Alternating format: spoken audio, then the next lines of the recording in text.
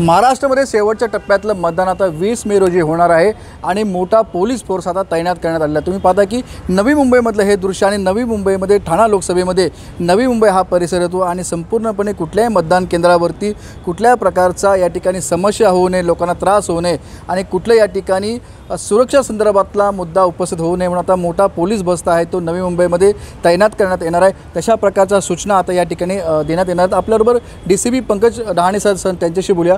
Sir, काय म्हणाल, किती बंदोबस्त ठेवण्यात आलेला आहे?